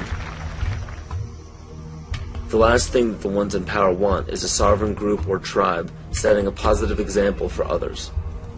It is important to note that followers of monotheistic religions are not to blame, just as not all members of Freemasonry, intelligence agencies, fraternal orders, or political organizations are part of the esoteric agenda that is being carried out in all upper echelons of society. And it's difficult for people to comprehend, but paganism is no more dangerous than understanding surgical procedures. The knowledge can be very useful when applied properly, yet it can also have very detrimental effects if misused or abused. Understand that most all of these problems are not by mistake, but by design. Most people do not understand how colors, shapes, catchwords and phrases, and biological timings are all used as talismans to affect humanity on an emotional and spiritual level. Colors are used hypnotically in every news channel and corporate advertisement. Fast food chains typically use vibrant reds, yellows, and whites in their restaurants to cause the customers to feel hurried and restless. This helps the customers filter in and out quicker to make for more customers. Fine dining restaurants, on the other hand, use very earthy, natural colors such as soft greens, blues, and browns to calm the senses and to make for a more lengthy and peaceful meal. And the same goes for the music that is played at these establishments. Specific musical notations and progressions can give relaxing or exciting stimuli to the body without our knowledge. The music industry goes even further and uses natural rhythms of the heart to map out the tempo of pop songs. This is why 72 beats per minute is used very frequently in pop music. Music is not a product of culture. In 1986, the National Academy of Science found that infants prefer consonant sounds such as perfect fifths rather than dissonant ones. This is just a small example of our natural ability to understand sound. So be very careful when placing a child in front of a TV or near a stereo. Those who believe that children cannot comprehend violence on a TV screen or aggression from music are thinking strictly with the left brain. The child may not rationally understand the words or actions on the screen, but the right brain, even in infants, can absolutely understand everything in its immediate environment because it transmits a frequency that can affect us on a subatomic level. Science has even proven that proper sonic vibrations are essential for the health of our vegetation. Studies done on many ecosystems have shown that when a specific species becomes extinct or moves from an area, another species will replace its song patterns to fit the overall harmony of the vibrations required for plant life to thrive. All these are known as talismans and are used very carefully by corporations and the media. Catchphrases are also used to spark certain emotions in the psyche. When the average person hears the words terror, bombing, gunshots, murder, war, assassination, and so on, the body and the mind respond with heightened alertness and caution. And when events such as assassinations of major leaders, bombings, terrorism, or war happen on large scales throughout the world, the body responds differently at different times, marked biologically and astrologically. The tragic event involving the Branch Davidians at Waco and the Oklahoma City bombings claimed the lives of men, women, and children as they ended in flames on April 19th. This date is a pagan holiday where human sacrifice is made by fire. The tragic events of September 11th, 2001 happened on the Mayan calendar date of 6 Emogs, which represents large-scale change. And when the U.S. attacked Afghanistan on October 7th, 2001, this was the Mayan calendar date of 6K, which represents balancing. Please understand that these weren't prophecies or predictions. The Mayans simply understood the body's natural cycles. So these unfortunate events are not by chance. One needs only to look at the result of the major political decisions of the United States since the inception of the United Nations to catch a glimpse of the ultimate goal. Every major war, assassination, terrorist attack, or security weakness exposed has two specific common themes. 1. The unfortunate event makes worldwide news and scares or angers the public. And 2. The result, no matter what, is always the expansion of government and the destruction of constitutional freedoms. It doesn't matter what the excuse or the explanation is. The result always tells the truth. A child can give the greatest excuses every time he's too sick for school, but if it always happens on the day of a test, the truth is revealed by the result.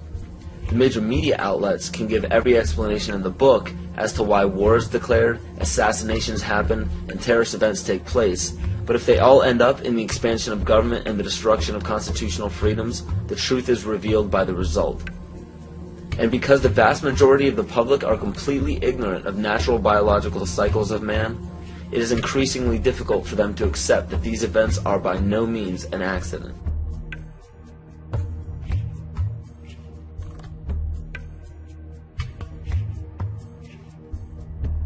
And by rolling on the floor and trying to protect myself from the heat and being in the pitch black, not able to see, with the voices of those behind me screaming, kind of got through to me.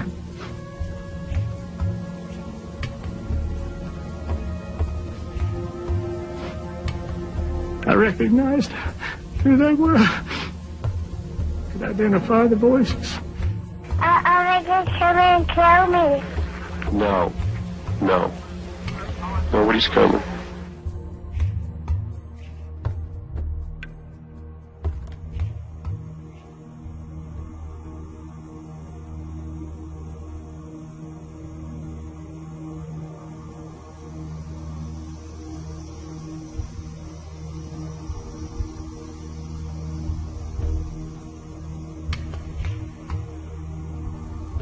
A statement reportedly made by Attorney General Janet Reno during an interview on 60 Minutes.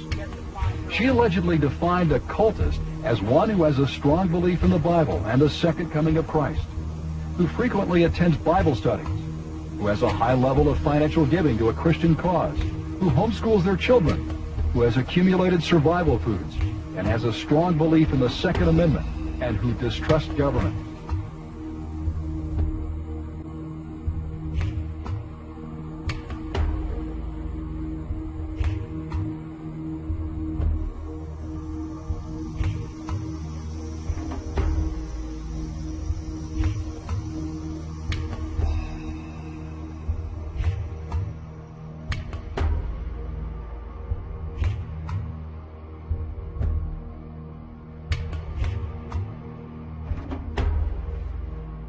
Through federal authorities that a second bomb has been found inside that federal building in Oklahoma City. It was an explosion at 9 o'clock this morning that did that damage you're looking at right there. I just took a look down the street at the Murrah building again. I see another bomb truck going, so apparently they're going to try to get out that third bomb we talked about. At the present time, the medical teams downtown are unable to get into the wreckage to retrieve more of the injured because of the presence of other bombs in the area. I've been told by the police department that just as soon as those bombs are defused, they will permit the medical teams to enter. Now, we're also hearing from some witnesses on the scene that they've overheard from firefighters that were first on the scene that there was a possibility that there was a secondary explosive device besides the car bomb device outside the building, and that device may have been placed near the nursery. Also, we're getting word now that President Clinton is sending anti-terrorism units down here to look over the situation and find out exactly what went on and what other danger may be out there in Oklahoma City. That's something we need to think about, unfortunately, at this time, because, as we've told you, 2 other explosive devices were found that were not detonated, and they were larger than the first. The reports I have is that one device was deactivated. Apparently there's another device, and obviously whatever did the damage to the Murrah building was a tremendous, very sophisticated explosive device. So President Clinton just called Governor Frank Keating, and he says that 3 FBI anti-terrorist teams are en route to Oklahoma City. Right now, they are saying that this is the work of a sophisticated group. This is a very sophisticated device, and it has to have been done by an explosives expert, obviously with this type of explosion. The Justice Department is reporting that a second explosive device has been found in the AP Murrah building in downtown Oklahoma City. We should find out an awful lot when the bombs are taken apart. I think it was a great stroke of luck.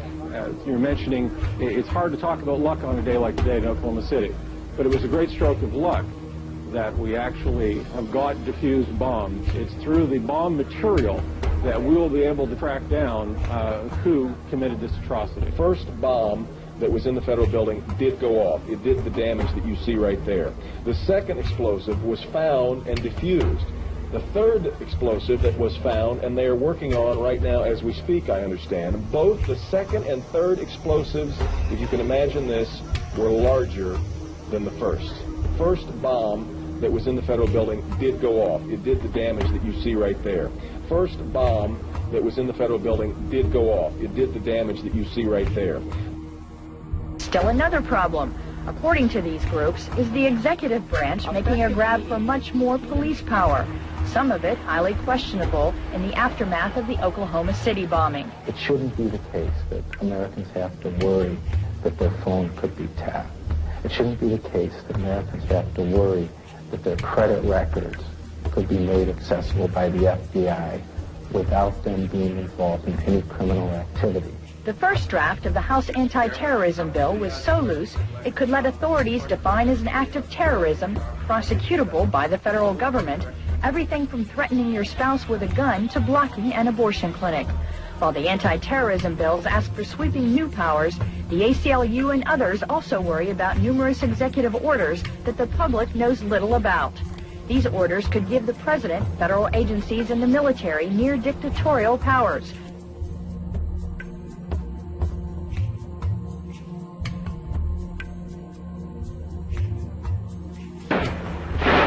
Talk to any police official anywhere, and pretty soon he'll bring up the shootout. February 1997. 2 bank robbers in full body armor and firing AK-47s did battle with police on the streets of North Hollywood, California. It was every officer's worst nightmare come true. Cops outgunned by the bad guys. The one weapon that we've identified could go through a bulletproof vest at 200 yards. After the LA shootout, requests for surplus machine guns increased dramatically. The Los Angeles Police Department alone got 600 M16s from surplus. Nationwide, the number given away more than doubled this year. And many departments decided to issue them to regular patrol officers on daily duty, all because of one shootout in one city.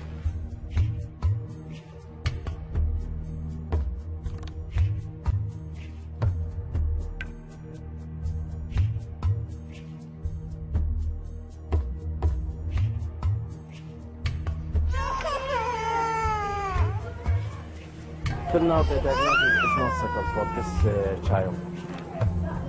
We complain from prolonged fever and this wasting.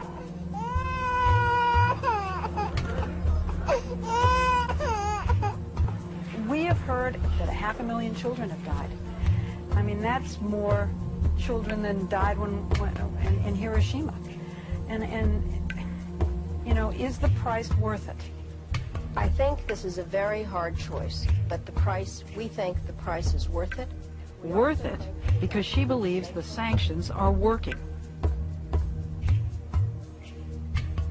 In November 1997, former U.S. Attorney General Ramsey Clark headed a delegation of the International Action Center on his 7th trip to Iraq to investigate the continued effects of the United Nations sanctions on the population. We were shocked by what we saw. An almost total absence of medicines, medical supplies, and spare parts for the equipment. Despite the heroic efforts of medical personnel, babies, children, and the chronically ill continued to die in vast numbers.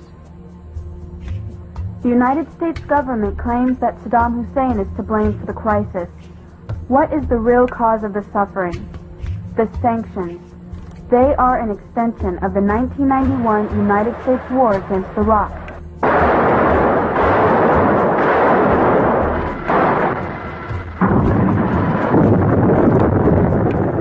The goal was to cripple Iraq's infrastructure and make civilian life unsustainable. We demonstrated the capacity of technology to cripple a country without ever setting foot on it in the Persian Gulf. It's important to recognize that because it goes hand in hand with the sanctions. When we merely say that we flew 110,000 aerial sorties in 42 days, one every 30 seconds on the average, 24 hours a day, we ignore what we really did. Officials said the death toll was now 288, with many more to come. The trucks kept filling up and driving away, past waiting relatives who knew they might never be able to identify the bodies of their loved ones. The community of Almeria filled one of the first of many funerals with gunfire in sign of grief and fury, and with angry words aimed through foreign journalists. "My mother, she's gone," shouted this young man.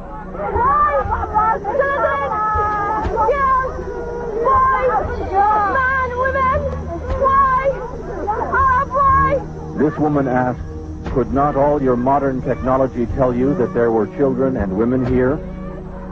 Bill Blakemore, ABC News, in the Amaria district of Baghdad.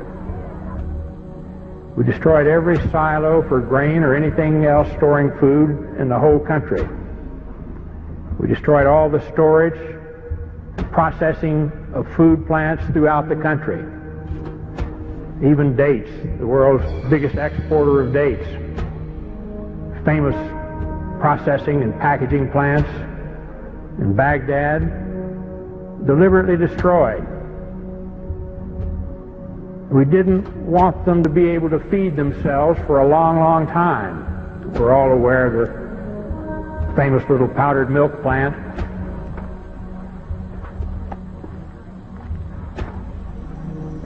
The United States government says that in this factory here you are making chemical weapons. Is that true? No, that's not true. They are lying. Because this is milk for children. This powder, milk of children. Nothing else was made? Only this in the factory? Yes, and you can see it yourself. With the only factory in the Middle East to produce powdered milk, they were producing about 17% of their powdered milk requirements. We destroyed that, cut off all the milk. The malnutrition of the mothers immediately jeopardized all of the infants. 70% of the pregnant women, even today in Iraq, suffer anemia. The death rate for children has soared compared to 1989, the last year before sanctions. One of the biggest causes of death in Iraqi children today is diarrhea and dysentery due to the untreated drinking water.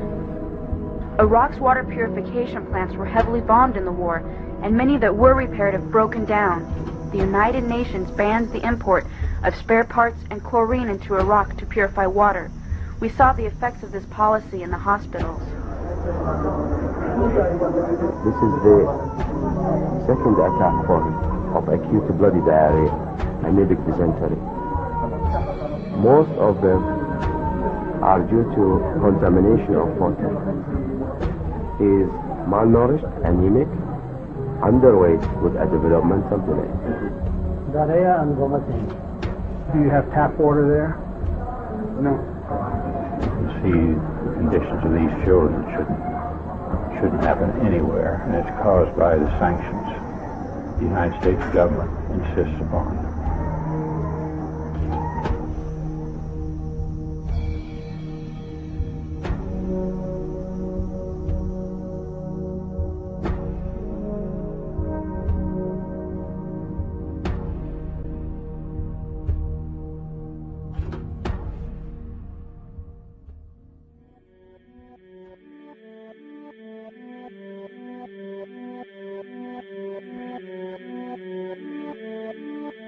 The daily life we perceive with our five senses is not reality. Quantum physics has shown that space and time are illusions of perception. Therefore, our bodies cannot truly be a reality if they occupy this space. Ernest Rutherford performed an experiment in Manchester that revealed to him the shape of the interior of an atom. Scientists were shocked to discover that the atom is almost entirely empty space. The question then became, how could this empty atom possibly make the solid world around us? Our true consciousness does not exist in our brains or in our bodies. But this illusion of our individual bodies, along with the misinformation of our true origins, has manifested the idea that we all think independently from one another. With this misunderstanding, it would seem impossible to scientifically explain telepathy, clairvoyance, spiritual mediums, and other phenomena dealing with transferring information between sources without physical means of communication. But when you understand that there is a common spiritual bond between all things in the universe, and that we are all part of one divine intelligence, no phenomena is unexplainable. This simple understanding fills all the holes in modern religions. It explains reincarnation, déjà vu, predictions of the future, and literally every event, occurrence, or anomaly ever experienced. The blank matter within the most basic building blocks of perceivable existence is malleable and molded by intent. This means that consciousness shapes our reality. This seems difficult to accept for most, and it is quite understandable. In modern times, we are taught from an early age how to think rationally and tangibly. This is a very left-brain method of education, and it has more harmful effects than is given credit for. The left brain deals with logic, details, facts, patterns, practicality, science, and math, as the right brain deals with feeling, intuition, symbols, images, risk-taking, philosophy, and religion. With a deliberate push for government-controlled educational curriculums, generation after generation of the youth are being taught to focus only on the facts, figures, and numbers. Repetition is used to train children subconsciously to accept what they're learning. Children aren't rewarded for questioning the validity of the information they receive. They are ridiculed. However, the children who blindly accept the information as true and merely regurgitate the information on command when it is time to take a test, those children go on to become the decision makers in our government, law, medicine, business, and every other occupation with power and prestige. The most detrimental effect of being pushed away from holistic thinking with the full brain into a strictly left brain thought is what is known as the suppression of the feminine. Every male and female have both feminine and masculine qualities. It has nothing to do with man or woman. These are represented by the left and right brain, yin and yang, black and white, light and dark, and most every other duality. Both are vital to our spiritual and physical health. In ancient Egypt, the female was the rightful heir to the throne. The male she chose to marry became pharaoh. This depicted the goddess tradition that has been destroyed to make way for a patriarchal, male-dominated society we see enforced in every major denomination. In suppressing the feminine of every society and pushing the people to strictly left-brain thinking, the natural ability for humanity to feel earthly, cosmic, and personal energy became lost. Traditions that were passed on through shamans, witch doctors, magicians, psychics, and seers of all kind became outlawed and ridiculed and given a stigma of something out of a Hollywood movie. Every religion explains that we are children of God and have godliness inside of us. If you erase the anthropomorphized God and understand that God is nothing more than the spiritual web that connects all things, all religious scriptures begin to make much more sense. Our bodies are merely vessels to contain our spirit, to gather experience for the divine mind. This is how evolution is possible. It is scientifically proven that all species are evolving into more complex beings. Innate knowledge or racial memory within all species is the understanding of newborns of all kinds to automatically know specific details and traits that a mother does not have to teach them. Therefore, innate knowledge helps every species naturally evolve towards more complex organisms. Lyle Watson claims that it was a Japanese scientist who observed the 100th monkey effect in 1952. In this observation, he discovered that a certain portion or percentage of monkeys learned or developed a new trait. The knowledge became an innate ability in that species. This is further testimony to a collective consciousness among species.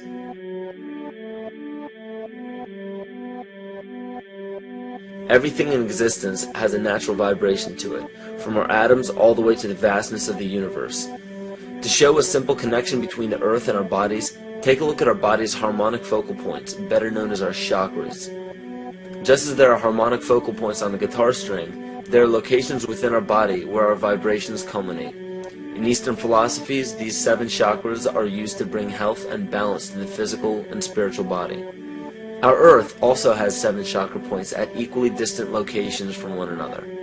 There is 1 chakra point on each continent. The root chakra is in Mount Shasta, California. The sexual chakra is in the Isle of Sun, Lake Titicaca in South America. The solar plexus chakra is in Uluru Kata Juta in Australia. The heart chakra is in Glastonbury or Shaftesbury, England.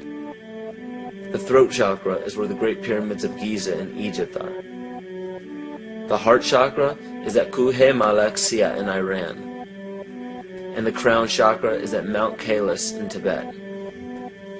Scientifically, this is explained because at the core of our Earth, there is a molten iron crystal that resonates at approximately 7 Hertz.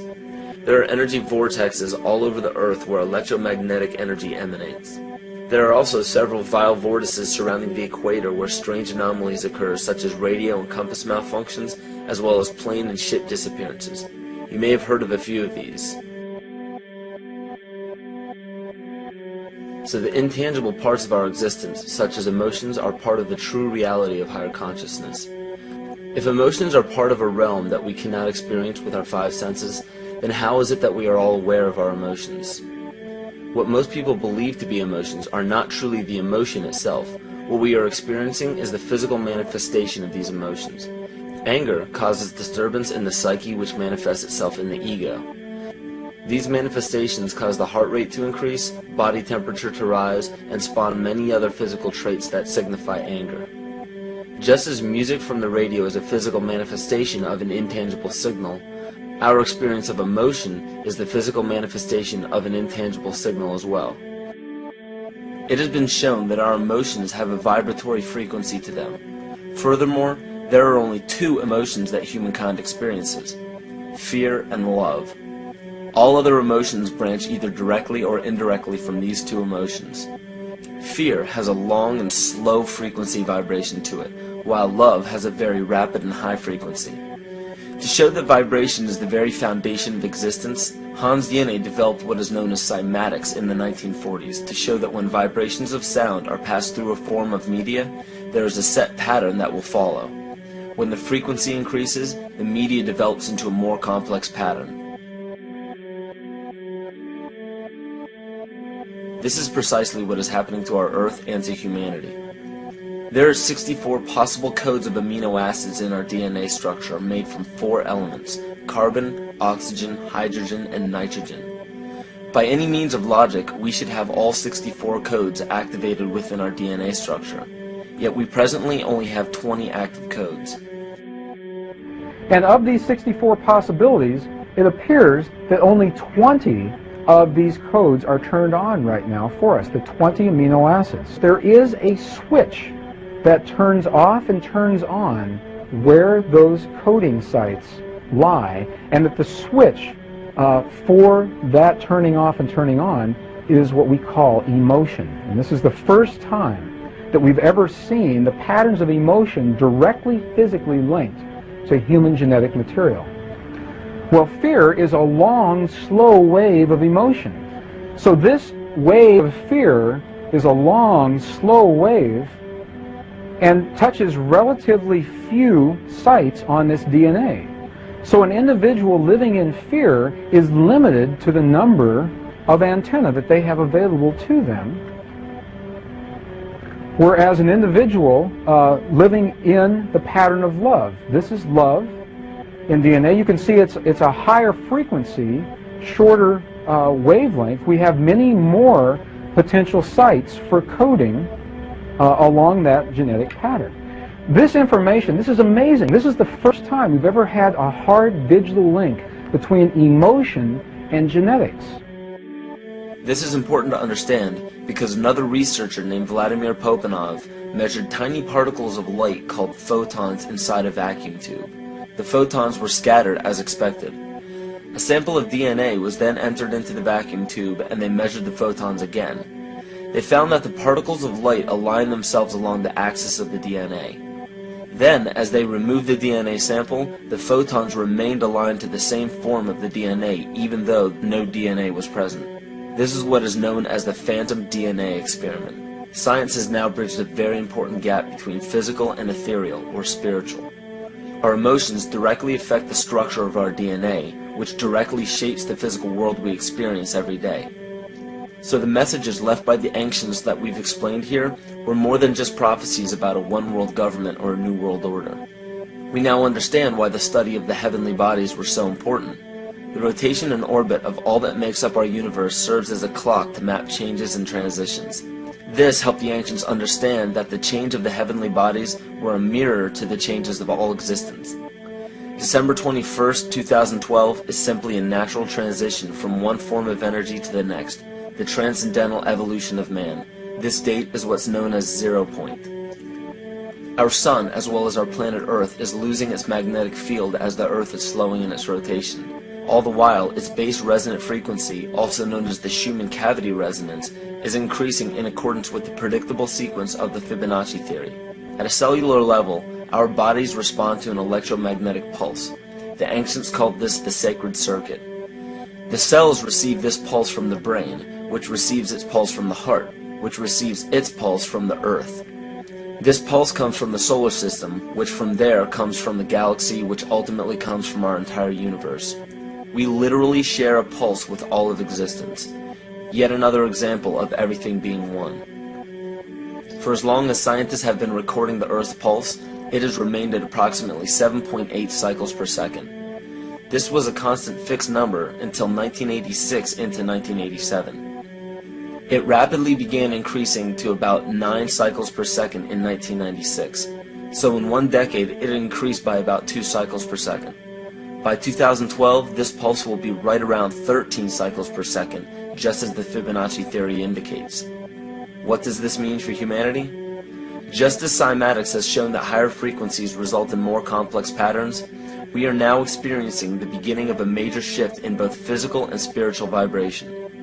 It's difficult to understand what exactly will happen to our physical bodies, but ancient scriptures, pagan and monotheistic religions, mystery schools, and secret fraternal orders have all given indications as to what this experience will be like.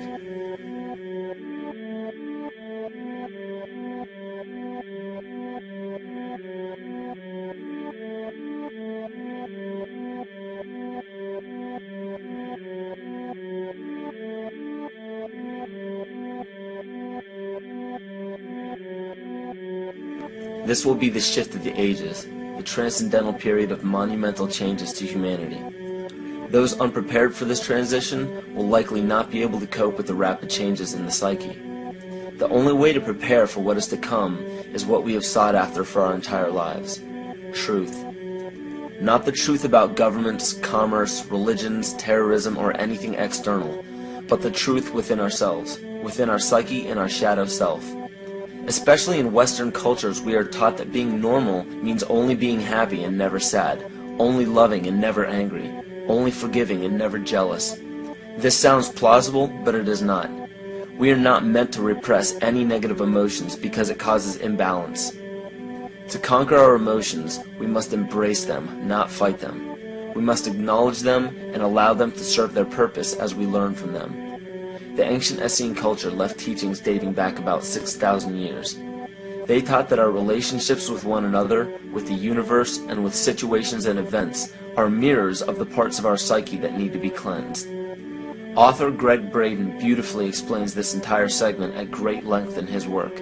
His hard work and understanding of these subjects contributed largely to the marriage between science and spirituality. It is very important to understand that when you fear loss, fear death, fear war, fear terrorism, or fear change, you are giving others the ability to control you based on those fears. When you fight against poverty or against racism, when you fight for relationships or for freedom, you are outwardly attempting to repress that which has been placed before you to conquer inwardly. These situations are mirrors of our fears. This is why it is important to love and only love. Love those who stand with you, but especially those who stand against you. Don't look at your fears as a threat. Rather understand that this material world is only a physical manifestation of either the love or fear in your consciousness. It's as plain as day. All you need to conquer in your life is in your face. If you want to understand what your true inner fears are, analyze your ambitions and your inhibitions.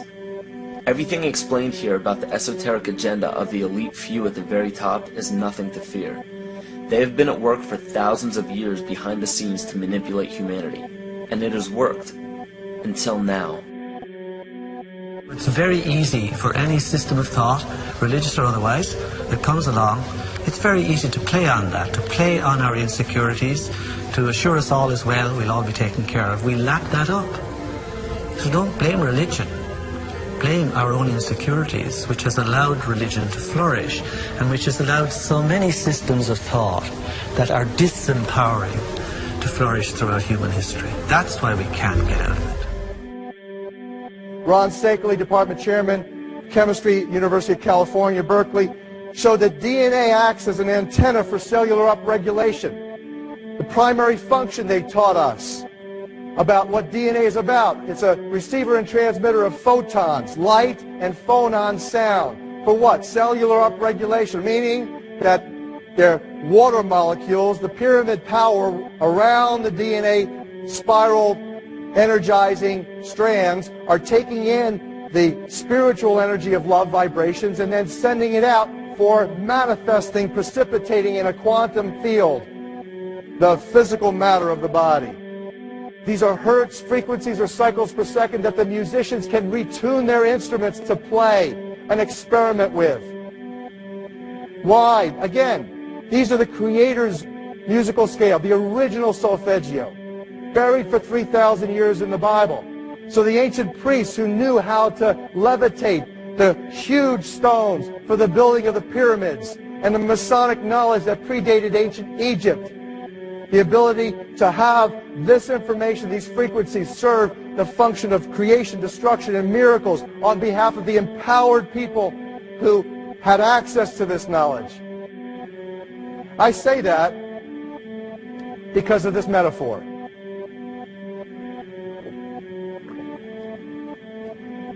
This is the difference between the power of our Creator and anything else, particularly evil.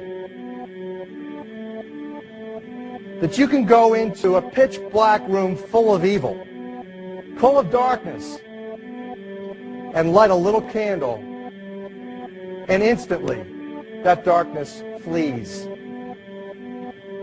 But you can't do the opposite. You can't go into a well-lit room full of truth and wisdom and righteousness and joy and health and harmony with the universal power. And you can't take any amount of darkness and go into that well-lit room and have any effect whatsoever. That is the metaphor which I frequently think of when I think that I'm not empowered.